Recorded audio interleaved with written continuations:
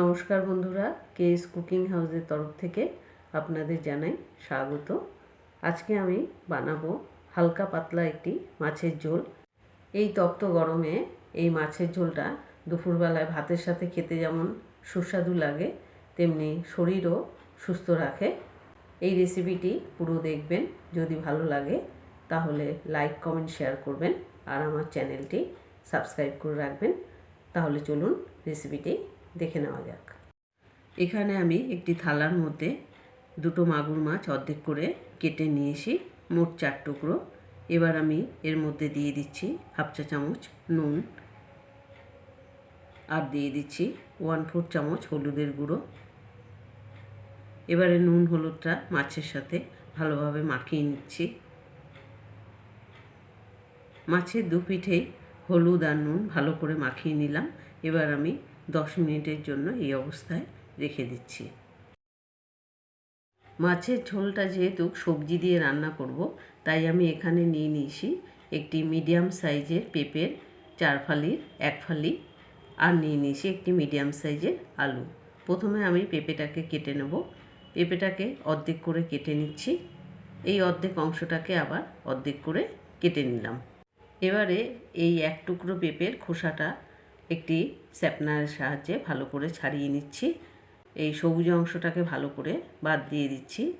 এই সবুজ অংশটা রাখবেন না, যতটা পারবেন বাদ দিয়ে দেবেন, নাহলে এই সবুজ অংশের জন্য তরকারিটা তিতো হয়ে যাবে। এই যে দেখুন, পেঁপের খোসাটা ছাড়ানো হয়ে গেল। আরেকটি যে টুকরো আছে সেই টুকরোর খোসাটাও আমি এইভাবে বাদ দিয়ে দিচ্ছি।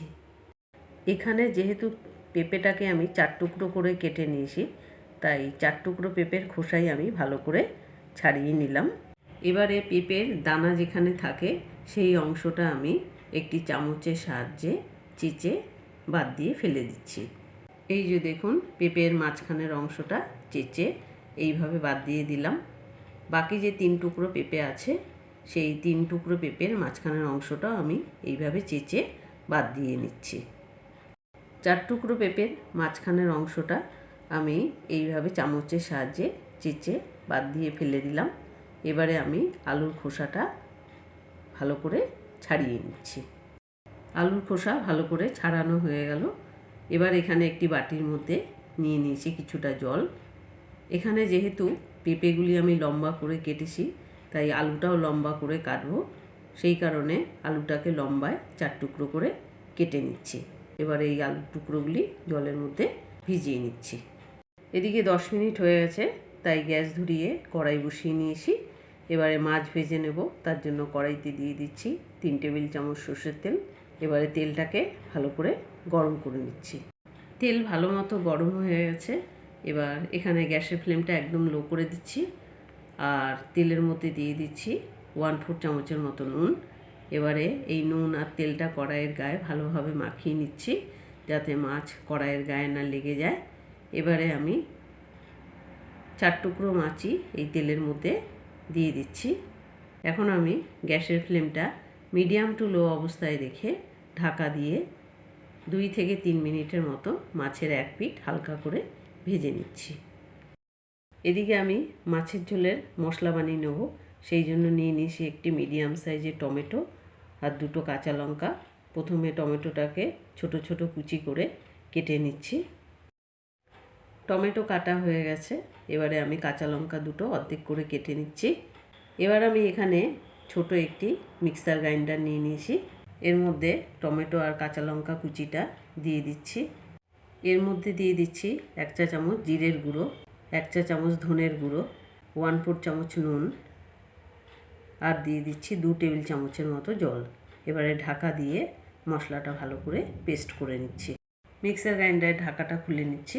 এই যে দেখুন, মশলা ভালো করে বেটে নিয়েছি। 2-3 মিনিট হয়ে গেছে, কড়াইয়ের ঢাকা খুলে নিচ্ছি। এবারে আমি খুন্তির সাহায্যে মাছগুলি একটু নাড়িয়ে নিচ্ছি। এবার মাছগুলি একটু একটু করে উল্টে নিচ্ছি। এই মাছগুলি যেহেতু আঁশবিহীন মাছ, তাই ঢাকা ছাড়া ভাজতে গেলে কিন্তু চারদিকে তেল ছিটকিয়ে যায়। সেই কারণে এই মাছগুলি ঢাকা দিয়ে ভাজতে হয়। দেখুন, সবকটি মাছই উল্টে দিলাম। এবার অপর পিঠগুলি আমিও হালকা করে ভেজে নেব। সেই জন্য আবারও ঢাকা দিয়ে লো ফ্লেমে 2-3 মিনিটের মতো অপর পিঠগুলি হালকা করে ভেজে নিচ্ছি। 2-3 মিনিট হয়ে গেছে, আবারও আমি কড়াইয়ের ঢাকাটা খুলে নিচ্ছি। এই যে দেখুন মাছের অপর পিঠগুলিও ভাজা হয়ে গেছে। এবার আমি এই মাছের পিসগুলি একটি পাত্রে তুলে নিচ্ছি। এবার এই মাছ ভাজা তেলের মধ্যে দিয়ে দিচ্ছি 1/2 চা চামচ গোটা জিরে ফোড়ন। জিরেটা কয়েক সেকেন্ডের মতো হালকা করে একটু ভেজে নিচ্ছি। এবারে এর মধ্যে দিয়ে দিচ্ছি আগে থেকে কেটে রাখা আলু আর পেঁপের টুকরোগুলি। দিয়ে দিচ্ছি 1/4 চামচ নুন আর 2 চুটকি হলুদ। এবার এই নুন হলুদটা সবজির সাথে ভালো করে মিশিয়ে নিচ্ছি। এখন আমি গ্যাসের ফ্লেমটা একদম লো করে দিয়ে 2 মিনিটের মতো সবজিগুলি হালকা করে একটু ভেজে নিচ্ছি। 2 মিনিট ধরে লো ফ্লেমে সবজিগুলি হালকা করে ভেজে নিলাম। এবার আমি এর মধ্যে দিয়ে দিচ্ছি 1/2 চা চামচ আদা বাটা আর দিয়ে দিচ্ছি আগে থেকে বেটে রাখা বাটা মশলাটা। দিয়ে দিচ্ছি মশলা বাটি ধোয়া সামান্য জল আর দিয়ে দিচ্ছি 1/4 চামচ হলুদের গুঁড়ো আর 2 চুটকি কাশ্মীরি লঙ্কার গুঁড়ো। এবারে সমস্ত মশলা সবজির সাথে ভালো করে মিশিয়ে নিচ্ছি। ভালো করে মিশিয়ে নিলাম।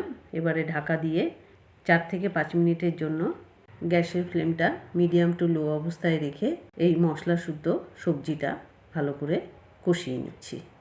5 মিনিট হয়ে গেছে, কড়াইয়ের ঢাকা খুলে নিচ্ছি। এই যে দেখুন মশলা থেকে কতটা তেল বেরিয়েছে। এবার এই মশলা শুদ্ধ সবজিটা খুন্তির সাহায্যে উল্টে পাল্টে ভালোভাবে নাড়িয়ে নিচ্ছি।